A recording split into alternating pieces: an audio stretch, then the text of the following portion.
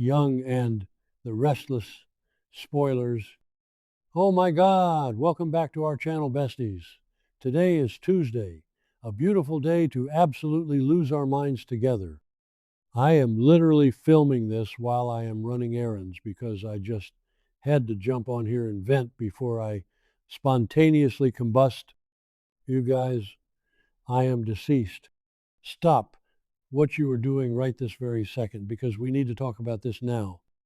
I am literally shaking. My soul has actually left my body and is currently floating somewhere above the Genoa city skyline because of what just happened between Lily and Kane. Bestie, be for real right now. I cannot even process the sheer audacity of this entire situation. I was mid-skincare when this scene came on, and I legit smeared my charcoal mask all over my pristine white rug because I threw my hands up in pure, unadulterated shock. Literally had to yeet my phone across the room to stop myself from screaming at the screen. We are not just watching this show anymore, we are invested, and I am personally, deeply, and irrevocably offended by Lily Winters right now. Wait, backtrack for a second. I missed a step because my brain is visibly buffering from the sheer audacity of the plot. Let us set the scene for this absolute cinematic mayhem.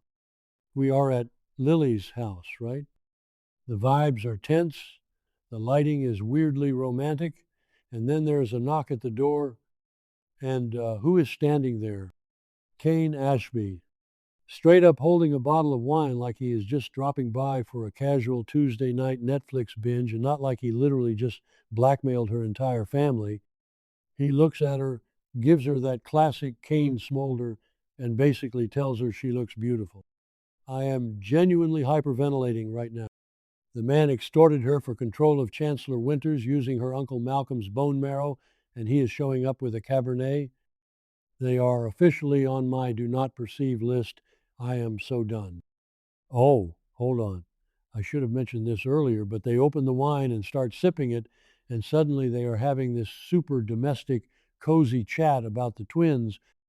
Yes, Charlie and Maddie, who are off screen, living their best lives, completely unaware that their parents are currently engaging in the most toxic game of emotional chess in daytime television history. They are just standing there, sipping their little drinks, talking about how great it is to joke around with the kids. It is giving major I cannot even energy because how are we pivoting from corporate extortion to family bonding time in under 5 minutes? Wait, I am glitching. Okay, back to the main event. So Kane, being the absolute master of emotional manipulation that he is, pulls out the most unhinged card in the deck. He looks deep into Lily's eyes, doing that breathy voice thing he does, and says, I have wanted you back for so long, and now I wonder if I even deserve you. Bestie, I screamed into my pillow. I literally screamed. Does he deserve her? No, straight up, wishardly not. He is a walking, talking red flag who has lied about his identity, faked his death, and just used a medical crisis to steal a company. But he knows exactly what he is doing. He is playing the vulnerable, self-deprecating bad boy, and it is honestly so unhinged that it actually works. And this is where I completely lost my grip on reality. Lily, our smart, brilliant CEO, Queen Lily, looks at this man and admits the most insane thing I have ever heard. She tells him that even though she was furious to find out he was Dumas, yes, the mastermind behind the blackmail, and even though she knows he did it all just to get to her, she actually felt a thrill. A thrill. You guys, I am spiraling over their choices. She legit looked him in the eye and said it is hard not to be a little flattered by it. Send help. My brain is mush. Did I say that yet? Moving on, but genuinely, how are we romanticizing extortion? She admits she is terrified of giving in, but she feels her feelings shifting. I am physically vibrating from the sheer audacity of this woman's psychology. Wait, hold on. We genuinely need to unpack the whole Dumas thing for a second because I feel like we are glossing over the sheer villainy of it all. Kane literally created a fake identity, a whole secret persona. He was parading around as Dumas, pulling the strings from the shadows, watching Lily stress out and lose her mind over the future of Chancellor Winters. And the leverage, the actual leverage he used, it was his own bone marrow. Malcolm, Lily's biological father, yes, we love a complicated family tree, was literally dying of aplastic anemia. He needed a match. Kane gets tested, finds out he is the only match, and instead of just being a decent human being and saving his former father-in-law's life, he weaponizes his own bodily fluids. Bestie, be for real right now. He weaponized his bone marrow to force Lily into giving him power at the company. And Lily is sitting on her couch sipping Cabernet and calling that a thrill? I am screaming into the void. This is the most unhinged red flag I have ever seen in my entire life, and I once dated a guy who did not believe in using soap. But this takes the absolute cake. Let us veer off into a completely random tangent for a second because I need to talk about the wine glasses they were using. They were these massive, gorgeous crystal goblets, and every time the camera zoomed in, I was just staring at the reflection of the studio lights on the glass, wondering if the prop department intentionally chose oversized glasses to symbolize the massive, oversized mistakes these two are making. Like the aesthetic choice was so loud. Okay, snapping back to the main tee, sorry, my ADHD is acting up. So they are standing there. The tension is so thick you could cut it with a Jabot branded butter knife, and Kane goes in for the kill. He asks her, "Do you think you will ever really want me again? Do you think you will ever love me again?" And you guys, she does not even answer with words. She just leans in and kisses him. I am unhinged. I am a frantic, tear-streaked mess, sending a voice note to the group chat at 4 a.m. because I cannot handle this. The kiss was not just a peck. It was a full-on, desperate, passionate collision of two people who are completely addicted to their own toxic cycle. And then, because the stakes are astronomical and the writers want us to suffer, they do not just stop at a kiss. Kane asks her if she is sure, and she says yes, and then they make love. Boom. Cut to the aftermath. Cinematic mayhem. We are witnessing the total collapse of Lily's boundaries in real time. I am clutching my chest because I am literally too unwell to handle the gravity of these events. This specific betrayal of her own common sense feels like a personal attack on my soul. I have rooted for Lily for years. I have wanted her to stand in her power, run her company, and leave this man in the dust, and here she is, falling right back into his incredibly problematic arms. Let us go back to the bedroom scene for a second, because the cinematic mayhem of it all is still haunting my waking hours. The way the camera panned away, the dramatic music swelling in the background, it was basically a high-octane psychological masterpiece masquerading as a romance scene. I was sitting there hyperventilating, staring at my television screen like it had personally offended me. The lighting was all moody and shadowed, which honestly is the perfect metaphor for their entire relationship. Shadowy, dark, and completely lacking in transparency. I am calling it right now. The morning after is going to be the most awkward, regret-filled breakfast in the history of Genoa City.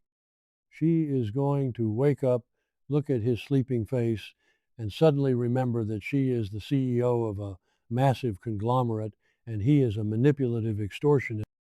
Or maybe she won't. Maybe she is completely lost in the sauce. I do not even know anymore. My brain is officially broken. We need to dissect this tea with absolute psychological precision because the stakes are astronomical. Lily is a genius in the boardroom. She can outmaneuver Victor Newman on a good day. She can handle Devon's erratic meltdowns. She can run an entire empire. But when it comes to Kane Ashby, she is completely, genuinely blind. It is basically Stockholm Syndrome mixed with nostalgia. She is so used to the chaos that peace probably feels boring to her. The fact that Kane went to such extreme, villainous lengths to force his way back into her life, somehow translated in her brain as the ultimate romantic gesture. Bestie, that is not romance. That is a true crime documentary waiting to happen. And do not even get me started on the vibes of Kane's past. Let us do a quick history lesson for the new besties in the chat, because Kane Ashby is a menace to society. This is the same man who lied about his identity when he first came to town. The same man who faked his own death. Do you guys remember the fake death era? I was literally in high school sobbing over my math homework because I thought Kane was gone, and then boom, he is back, and it was all a mob conspiracy or whatever. The man breathes lies. He is allergic to the truth. So for Lily to just melt into his arms because he used his soft, breathy voice and brought over a cheap bottle of wine, I am physically ill. I am genuinely unwell. It is giving major I can fix him energy, but bestie, he is completely broken. You cannot fix a man who uses his own bone marrow as a bargaining chip, and do not even get me started on the vibes of what is coming next. I am calling it right now. The villain arc is about to go nuclear, manifesting a total dumpster fire by the next update. Because let us look at the history here. Kane always betrays her. Always. Did I mention that already? My brain is literally buffering. But seriously, Kane cannot help himself. He is addicted to the hustle, the lie, the secret. Right now, they just had this magical, passionate night, and they are probably going to wake up thinking they can conquer the world together. But a night of passion does not erase the fact that he literally blackmailed. Imagine when Devin finds out about this. Oh my God, I am hyperventilating just thinking about Devin. Devin is already having a massive psychological breakdown over Mariah being released from the mental health facility. He is spiraling, he is furious, he is suing people.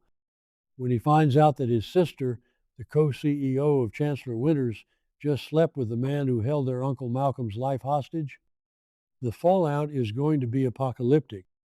Devin might actually spontaneously combust. I am manifesting a full family brawl in the middle of the GCAC dining room. So, does this mean they are back together for good? Will this one night of passion actually rekindle their old flame and make them the unstoppable power couple they used to be? Genuinely, I highly doubt it. Lily might be caught up in the thrill right now, but she is too smart to stay in the dark forever. Eventually, the wine is going to wear off, the morning light is going to hit, and she is going to realize she just handed the keys to her heart and possibly her company back to a man who has proven time and time again that he cannot be trusted. Kane always finds a way to ruin it. It is his superpower. I am so deep in the lore right now that my grip on reality is completely slipping. This entire situation is now my entire personality, and I am not okay. I will be thinking about that kiss, that charcoal mask on my rug, and Lily's absolute lack of self-preservation for the rest of me. We are officially on a one-way train to Heartbreak Station, and I am strapped in the front seat screaming the whole way down. Let me know in the comments if you guys are as unwell as I am, because I genuinely need a support group after this episode.